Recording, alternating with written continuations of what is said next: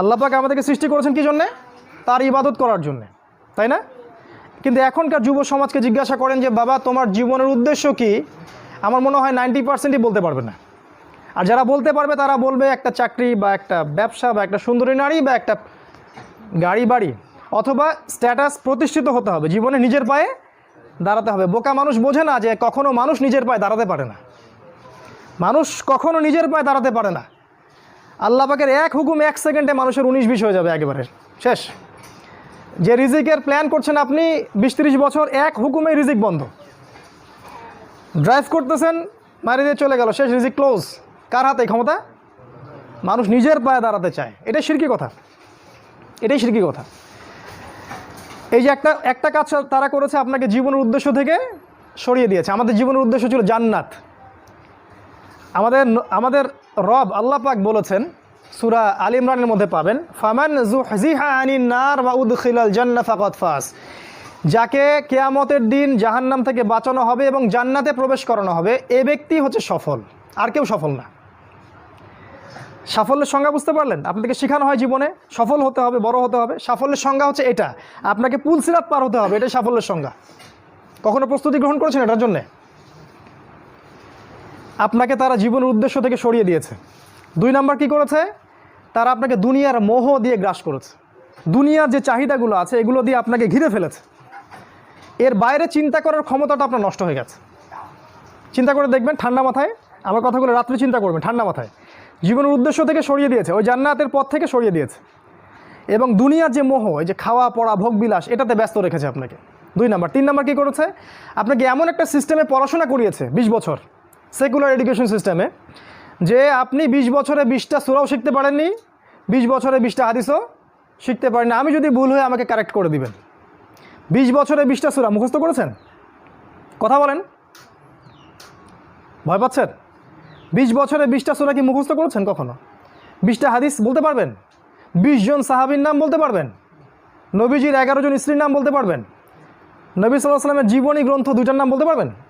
কি করলেন সারা 20 বছর ধরে পড়াশোনা করে? কি পড়লেন সারা 20 বছর ধরে?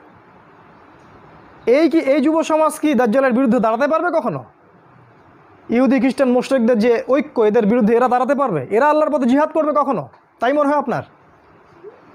সুবহানাল্লাহ। কথাগুলো আমি আঘাত করতে এখানে আসিনি, আমি শুধু আপনাদের বিবেকটা জাগ্রত করতে এসেছি। যে এমন একটা এডুকেশন সিস্টেম আপনাকে পড়াশোনা করিয়েছে যাতে করে আপনি আল্লাহর পথ থেকে সরে গেছেন এবং ইসলামের বুনিয়াদি বিষয়গুলো সম্পর্কে আপনার জ্ঞান নাই। ওজুর ফরজ কয়টা বলতে পারে না যুবক ছেলে, নামাজের ফরজ কয়টা, ওয়াজিব কয়টা বলতে পারে না। এই যুব সমাজ কীভাবে এদের বিরুদ্ধে দাঁড়াবে বলেন? নিজেকে প্রশ্ন করেন। 4, আপনার সামনে আরও কিছু টোপ দিয়েছে। নারী, কি দিয়েছে? নারী। কারণ যুবকদের সবচেয়ে আকর্ষণের বস্তুটা কি? একটা সুন্দরী মেয়ে, তাই না? সত্য কথা বলছে। আল্লাহ পাক কোরআনে বলেছেন, যুয়িনা লিন-নাস হুব্বুশ শাহাওয়াতি মিনান নিসা। মানুষের জন্য 6টা বস্তুকে সুশোভিত করা হয়েছে, তার মধ্যে 1 নাম্বার নিসা, মহিলা। মানে আমাদের কাছে সবচেয়ে পছন্দের জিনিস কি? একটা প্রিয়তমা সুন্দরী স্ত্রী, তাই না? তো এই মেয়েদেরকে নগ্ন করে আপনার চারপাশে এরা ছড়িয়ে দিয়েছে। স্কুলে যাবেন নগ্ন নারী, কলেজে যাবেন নগ্ন নারী, চাকরিতে যাবেন, যেখানে যাবেন সেখানেই, রাস্তাঘাটে হাঁটবেন, সব ন্যাংটা হয়ে ঘুরছে। আমাদের নবীজি বলেছেন, শেষ জামানে এক শ্রেণীর মেয়ে আসবে যারা কাপড় পরেও ন্যাংটা থাকবে, থাকে না? এগুলা কি ব্যাখ্যা করার দরকার আছে? নবীজি বলেছেন তারা জান্নাতে যাবেও না, জান্নাতের গন্ধও কখনো পাবে না। কে বুঝাবে এই নারীদেরকে এই কথাটা? তো এই নারীদেরকে আমাদের চারপাশে এরা সহজলভ্য করে দিয়েছে। আর আপনি চাইলেই জেনা করতে পারেন, অল্প টাকার প্রয়োজন হবে।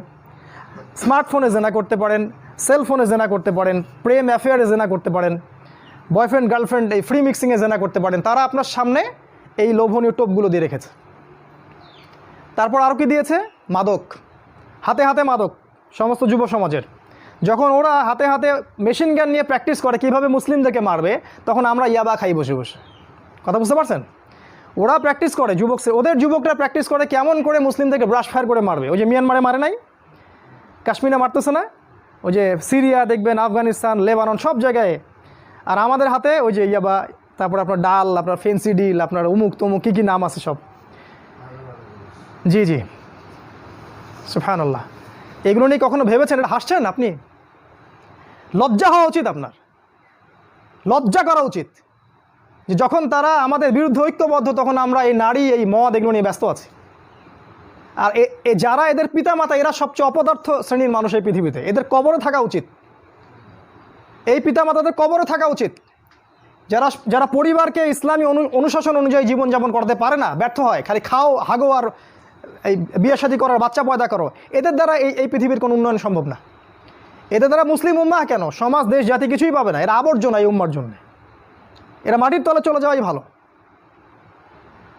এই মাদক দিয়ে আপনাকে তারা ব্যস্ত রেখেছে, আরও আপনাকে ব্যস্ত রেখেছে এরা মিডিয়া দিয়ে। সারাদিন দেখবেন চোখের সামনে নাচ গান টিভি সিরিয়াল চলছে, জুয়া দিয়ে, এই যে এখন স্মার্টফোন দিয়ে, সারাদিন স্মার্টফোন, এক একটা স্মার্টফোন একটা জগৎ, একটা স্মার্টফোন একটা জগৎ। এটা আপনার চিন্তার শক্তিটা নষ্ট করে দিয়েছে। ঠান্ডা মাথায় আপনি এখন চিন্তা করতে পারবেন না, আপনার মাথা এখন পাজলড। ইউটিউব দিয়ে, ফেসবুকিং দিয়ে, জেনা দিয়ে, মদ দিয়ে, এই সব কিছু দিয়ে তারা আপনাকে ব্যস্ত রেখেছে। এর ফলে কি হয়েছে জানেন? এর ফলে দাজ্জালের ওই উদ্দেশ্যটা সফল হয়েছে। কোনটা? দাজ্জাল চেয়েছিল, তার অনুসারীরা চেয়েছিল আপনার ভিতরের যে নূর আছে হৃদয়ের মধ্যে, কলবে ইমান নূর, এটা যেন অন্ধকার এবং জুলুমাত দিয়ে প্রতিস্থাপিত হয়ে যায়। এখন আপনি আর চাইলেও দিনের জন্য চিন্তা করতে পারেন না, আপনার ভিতরে আল্লাহর জন্য কান্না আসে না, সেজদায় কাঁদতে পারেন না, আল্লাহর দিকে চোখ তুলে, আসমানের দিকে চোখ তুলে তাকাতে লজ্জা লাগে আপনার, মনে হয় যে আমি এত পাপী কেমন করে তাকাবো। আপনি বুঝতে পারছেন আমার আমলনামা পাপে ভর্তি হয়ে যাচ্ছে। আপনার ভিতরের যে ইন্টারনাল যে হার্টটা ছিল এটা করাপ্টেড হয়ে গেছে, এবং তারা এটাই চেয়েছিল যে আপনার ভিতরের নূর যেন নষ্ট হয়ে যায়। আল্লাহ পাক কোরআনে বলেছেন, কদ আফলাহা মান যাক্কাহা, তারাই সফল যারা ভিতর থেকে পরিশুদ্ধ হয়েছে। ওয়া কদ খাবা মান দাসসাহা, সে ব্যক্তি ধ্বংস হয়ে গেছে যার অন্তরটা ধ্বংস হয়ে গেছে। আর এই প্রতিটা বিষয় দিয়ে তারা আপনার রূহটাকে নষ্ট করে দিয়েছে। দাজ্জালের অনুসারীরা আপনার রূহটাকে, আত্মাটাকে নষ্ট করে দিয়েছে। খেয়াল করে দেখবেন আপনার চোখ দিয়ে পানি আসে না, একটা অন্যায় পাশে দেখলে আপনার গায়ের রক্ত গরম হয়ে যায় না। উম্মার মানুষদেরকে যখন অন্যায়ভাবে হত্যা করা হচ্ছে আপনার ভিতরে কোনো ফিলিংস জাগে না। আপনি খেয়াল করে দেখবেন যে আপনি ঘন্টার পর ঘন্টা পর্নোগ্রাফি দেখছেন, জিনা দেখছেন, 3x দেখছেন, কিন্তু আপনার ভিতরে কোনো ফিলিংস কাজ করে না, মানে কোনো অনুশোচনা কাজ করে না, কারণ আপনার ভিতরটা নষ্ট করে দিয়েছে তারা। আল্লাহ রসুল বলেছেন, যখন মানুষ একটা পাপ করে কলবে একটা দাগ পড়ে, আরেকটা পাপ করে আরেকটা দাগ পড়ে, আরেকটা পাপ করে আরেকটা দাগ পড়ে। যদি তওবা করে দাগ উঠে যায়, তওবা না করলে দাগ পড়তেই থাকে পড়তেই থাকে, এক পর্যায়ে এই কলবটা দুর্গন্ধযুক্ত কলব হয়ে যায়। এত দুর্গন্ধ বের হয় কলব দিয়ে, যদি মানুষ জানতো তাহলে মানুষ থাকতে পারতো না পৃথিবীতে। এই জন্যেই এই রকম শ্রেণীর মানুষের যখন মৃত্যু হয় তখন ওই মালাকুল মাউত এবং এই যে মৃত্যুর ফেরেশতারা তারা দুর্গন্ধে আত্মাটাকে বের করে নিয়ে আসেন, টেনে হিজড়ে স্যাঁচড়ায় বের করে নিয়ে আসেন। এই পাপী মানুষরা মারা যাওয়ার সময় এই ঘটনাটা ঘটে। এইভাবে তারা আপনাকে ব্যস্ত রেখেছে। এখন কি হবে? এখন আগামী দিনগুলোতে কি এরা উম্মার নেতৃত্ব দিতে পারবে? এর মধ্যে কারা পারবে?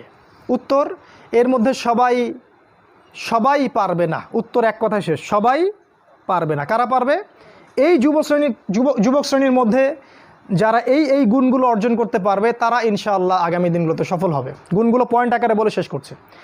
এই যুবক শ্রেণীর মধ্যে যারা তাদের জীবনটাকে বাকি পুরো জীবনটাকে আল্লাহর জন্য উৎসর্গ করতে পারবে তারা পারবে। এক নাম্বার, এই যুবক শ্রেণীর মধ্যে যারা আল্লাহর জন্য তাদের জান মাল সময় শ্রম ব্যয় করে দিতে পারবে, কুরবানি করতে পারবে। কুরবানি কেমন? ওই ইসমাইল আলাইহিস সালামের মতো। বাবা বলেছে তোমাকে জবাই করা লাগবে, তিনি কি বলেছিলেন? করিয়েন না। তিনি বলেছিলেন আপনাকে আল্লাহ যে আদেশ করেছেন সেটাই করেন, আমাকে ধৈর্যশীল পাবেন ইনশাআল্লাহ। এরকম ছেলে পাবেন এখন? তো এরকম নিজের জান মাল সময় শ্রমকে আল্লাহর পথে উৎসর্গ করে দেওয়ার মানসিকতা আগে তৈরি করতে হবে, এটা এক নাম্বার। দুই নাম্বার, জ্ঞান অর্জন করতে হবে। এই যুবক শ্রেণীর মধ্যে যারা জ্ঞান অর্জন করবে, কোরআন সুন্নাহর পাশাপাশি সমসাময়িক অর্থনীতি, রাজনীতি, বিশ্ব সব কিছু সম্পর্কে জ্ঞান থাকতে হবে। তারপরে আপনি আল্লাহর পথে কিছু করতে পারবেন, তার আগে নয়। আপনি সিলেক্ট করবেন যে আপনি এই উম্মার আবর্জনা হতে চান না উম্মার মুজাহিদ হতে চান, এটা আপনি সিলেক্ট করবেন। আপনি কি চান যে আপনার জীবনটার বিনিময়ে আল্লাহ আপনাকে অনন্তকালের জান্নাত দান করুক, অথবা আপনার এই কাজগুলোতে কেউ বাধা দিবে না, এই পাপ কাজে কেউ বাধা দিবে না, শেষমেশ আপনি জাহান্নামে চলে যাবেন? আপনি কি এটা চান? আমরা কি এটা চাই? তো ইলম অর্জন করতে হবে, ইলম ছাড়া আপনি কাজ করতে আগাতে পারবেন না। তিন নাম্বার, এলেম অনুযায়ী আমল করতে হবে। যা এলম অর্জন করবেন সে অনুযায়ী আমল করতে হবে। শুধু এলম অর্জন করলেই হয় না, ওই অনুযায়ী কাজ করতে হয়। সলাতের পাবন্দি করতে হবে। সলাতের অবস্থা দেখে যা মনে হলো যে এই এলাকার যুবকরা মসজিদে কতজন আসে আল্লাহ ভালো জানেন। ফজরের নামাজে যারা আসে তারাই প্রকৃত মুসল্লি। 5 ওয়াক্ত সলাত জামাতের সাথে আদায় করতে হবে। আখলাক চরিত্র হবে রাসূল সাল্লাল্লাহু আলাইহি ওয়াসাল্লামের মতো। সাহসী, ভীরুতা কাপুরুষতা যেন আপনাদেরকে পেয়ে না বসে। জ্ঞান অর্জন করে সাহসী হতে হবে, তদনুযায়ী আমল করতে হবে, এবং কোনো অবস্থাতেই পরাজিত হব না এরকম মানসিকতা তৈরি করতে হবে। শয়তান হোক আর ইবলিস হোক আর এই দাজ্জাল হোক আর অনুসারী হোক, কেউই আমাকে ঠেকাতে পারবে না এরকম মানসিকতা তৈরি করতে হবে। তারপরে ইনশাল্লাহ আপনি কিছু করতে পারবেন। প্রতিটা ইবাদত বন্দিগির ব্যাপারে সচেতন হওয়ার চেষ্টা করতে হবে, এটা হচ্ছে আপনার জানা অনুযায়ী আমল। 4 নাম্বার, আদর্শ পরিবার গঠন করতে হবে। জিনা বাদ দিয়ে ছেড়ে দিয়ে তওবা করে ফিরে আসেন, বাবা মাকে বলেন যে আমাকে বিয়ে দিন। আর বাবা মার উচিত তাদের বিয়েটা সহজ করে দেয়া। বিয়ে করুন, সংসার গঠন করুন, দিনদার নেককার ছেলে মেয়েদেরকে বিয়ে করুন এবং সুসন্তান জন্ম দিন, তাদেরকে আল্লাহর পথে দায়ী মুজাহিদ হিসেবে তৈরি করুন। 5, হালাল রিজিকের ব্যবস্থা করুন। ওই হারাম ব্যাংকিং সেক্টর থেকে চাকরি থেকে রিজাইন দিয়ে দিন। যে সেক্টরে হারাম আছে, ঘুষ আছে, সুদ আছে, সব ছেড়ে দিন। কার জন্য ছাড়বেন? আল্লাহর জন্য ছাড়বেন। মনে রাখবেন, রিজিকের মালিক আল্লাহ, আপনি আপনার রিজিকের মালিক নন। আপনি আল্লাহর জন্য যদি কিছু করেন, আল্লাহ পাক আপনাকে তার চেয়ে বহুগুণ দিতে পারেন। এই বিশ্বাস রেখে প্রয়োজনে সবজি বিক্রি করেন, কৃষিকাজ করেন, মৎস্য খামার করেন, ছাগলের খামার করেন, তাও ভালো। তারপরেও হারাম রিজিকের দিকে যাবেন না। অনুরোধ করছি ভিতর থেকে, মানে আল্লাহর দোহাই দিয়ে অনুরোধ করছি, হারাম রিজিকে যাবেন না। সারা জীবনের ইবাদত নষ্ট হয়ে যাবে, সারা জীবনের। যে ব্যক্তির ইবাদতে এতটুকু সুদের টাকা আছে, ওর ইবাদত কবুল হয় না। জানেন না সুদ খাইলে মায়ের সাথে জেনা হয়? এটা জানেন না যে সুদ খাইলে 36টা মেয়েকে ধর্ষণ করা হয়, আল্লাহ এবং তার রাসূলের সাথে যুদ্ধ করা হয় সুদ খাইলে? দিব্যি খাচ্ছি, প্রতিটা গ্রামে এখন সুদী এনজিও, সয়লাভ সমিতি আর এনজিও, সমিতি আর এনজিও। হালাল রিজিকের অন্বেষণ করুন, এটা হচ্ছে 5। 6 নাম্বার, আল্লাহর পথে সময় ব্যয় করেন। আপনি কোন মাযহাব, কোন তরিকা, কি ফলো করেন সেটা নিয়ে আমি কথা বলতে এখানে আসিনি। আপনি আল্লাহর পথে সময় দেন, যে যেখানে আছেন সেখান থেকে আল্লাহর পথে কিছু করেন, প্রজেক্ট হাতে নেন, কিছু করেন। এলাকার যুবকদেরকে নিয়ে একটা ফাউন্ডেশন করেন, বা একটা সংগঠন করেন, বা একটা প্ল্যাটফর্ম করেন, করে কিছু একটা করেন, যাতে করে এলাকার মধ্যে জাহেলিয়াতগুলো দূর হয়ে যায়। আল্লাহ আপনাকে সাহায্য করবেন ইনশাআল্লাহ। এটা ঠিক যে বাতিলপন্থীরা আপনার কলার চেপে ধরবে ঠিকই, কিন্তু আল্লাহ আপনাকে সাহায্য করবেন। আর আল্লাহ পাক যাকে সাহায্য করবেন তাকে কেউ ঠেকাতে পারে না, পারে? কখনো পারবে না। আপনাকে জেল দিবে, শুলি দিবে, মেরে ফেলবে, তারপরে দেখবেন আপনার শেকড় থেকে আরও 10টা গাছ ঠিকই উৎপন্ন হবে ইনশাআল্লাহ। অতএব দিনের জন্য সময় দিন, উম্মাহকে ঐক্যবদ্ধ করার চেষ্টা করুন। আরেকটা নসিহা করব, দলাদলির মধ্যে যাবেন না, ইখতিলাফি ফেরকা দলাদলির মধ্যে যাবেন না। তুই অমুক আর তুই তমুক আর তুই এই তুই সেই, এগুলোর মধ্যে যাবেন না। সবাইকে নিজের ভাই ভাবতে শেখেন। আর 2-1টা পয়েন্ট বলে শেষ করছি, সেটা হলো যে শেষ জামানার যে হাদিসগুলো আছে, কোরআন এবং হাদিসগুলো আছে, বই পুস্তকগুলো আছে, এগুলো একটু বেশি করে পড়েন, তাহলে আপনার চোখ খুলে যাবে যে সামনে কি হতে যাচ্ছে। এর জন্য আপনি প্রিপারেশন গ্রহণ করার সুযোগটা পাবেন, সময়টা পাবেন। আমার নাসিহা হচ্ছে যে কৃষিভিত্তিক অর্থনীতির দিকে ফোকাস করেন। প্রত্যন্ত জায়গাগুলো যেগুলো আছে গ্রামাঞ্চল, সেখানে জমি কিনেন। শহরমুখী হবেন না, শহরগুলো আস্তে আস্তে ধ্বংস হয়ে যাবে। প্রতিটা শহর আস্তে আস্তে ধ্বংস হয়ে যাবে, ওদিকে ফোকাস করবেন না। গ্রামাঞ্চলের দিকে ফোকাস করেন। এদিকে আপনি জমি কেনেন, ডেইরি প্রজেক্ট করেন, পশুর খামার করেন, মৎস্য চাষ করেন, কৃষিকাজ করেন, এই দিকে ফোকাস করেন। ওইদিকে ফোকাস করবেন না, সামনের দিনগুলোতে এগুলো থাকবে না। ব্যাংকে অনেক বেশি টাকা থাকলে সেগুলো বের করে ফেলেন, বের করে গবাদি পশু কেনেন, সোনা কিনেন, রূপা কিনেন, জমি কেনেন। অনেক বড় অঙ্কের টাকা এইভাবে রাখবেন না, কারণ ব্যাংকিং সিস্টেম সামনে থাকবে না, ইলেকট্রনিক মানি সামনে থাকবে না। এখন যেমন ইলেকট্রনিক মানি দিয়ে সব লেনদেন করছেন, এটাও সামনে থাকবে না। আপনি সামনে নিঃস্ব হয়ে যাবেন, নিঃস্ব। এটা শুধু সুপরিকল্পিত একটা চক্র সারা বিশ্বে কাজ করছে। আর আস্তে আস্তে সামনের দিন যত আসবে, মুসলিমদের উপর নির্যাতন তত বাড়বে এবং মুসলিমদের অবস্থা আস্তে আস্তে আরও খারাপ থেকে খারাপের দিকে যাবে, আরও বিভক্তি বাড়বে, আরও দেখবেন কত ফিতনা আকাশ থেকে পড়বে আল্লাহ ভালো জানেন। মহামারীর পরে আরও কিছু আসবে, তারপরে আরও যুদ্ধ হবে, আরও ফিতনা আসবে। এক কথায় সারা বিশ্বে ফিতনা দিয়ে আরও ভরপুর হয়ে যাবে। সামনের দিনগুলো অত্যন্ত ভয়াবহ। এর জন্য প্রিপারেশন গ্রহণ করেন। আমি কিছু নসিহা করলাম, এগুলো যদি আপনাদেরকে ফায়দা দিবে বলে মনে হয় আপনার কাছে, এগুলো অনুসরণ করতে চেষ্টা করতে পারেন। আর যদি মনে হয় এগুলোতে কোনো ফায়দা নাই, তাহলে আপনার কাছে কয়েকটা অপশন আছে। আপনি যেভাবে দুনিয়ার পিছনে ছুটছেন সেটাও ছুটতে পারেন, এক পর্যায়ে ছোট আপনার শেষ হয়ে যাবে মৃত্যুর মধ্য দিয়ে। অথবা আপনি আমার কথাগুলোকে যাচাই বাছাই করে মেনে চলার চেষ্টা করতে পারেন। তখনই এই কথাগুলো গ্রহণ করবেন যখন আপনার কাছে মনে হবে যে কথাগুলোর বাস্তবতা আছে, যুক্তি আছে। আজকে এতটুকু বলে শেষ করছি। ইনশাল্লাহ আগামী কোনো দিন আরও ডিটেলস শেষ জামানা নিয়ে আমরা কথা বলবো। আমরা এই পর্যায়ে দোয়া করছি আল্লাহ পাকের কাছে, মাগরিবের সময় হয়ে গেল, যে আল্লাহ পাক যেন আমাদের সবাইকে দাজ্জালের ফিতনা থেকে বাঁচিয়ে রাখেন। এবং তার অনুসারীদের ফিতনা থেকে আল্লাহ পাক যেন বাঁচিয়ে রাখেন। আল্লাহ পাক আমাদের ভিতরের চোখটা খুলে দেন। আল্লাহ পাক যেন আমাদের হায়াত রিজিকে বরকত দান করেন, জ্ঞান অর্জন করার তৌফিক দান করেন, সেই অনুযায়ী আমল করার তৌফিক দান করেন, এবং শেষ জামানায় এই উম্মতের জন্য কিছু করে যাওয়ার তৌফিক আল্লাহ পাক যেন দান করেন। আল্লাহুম্মা আমিন।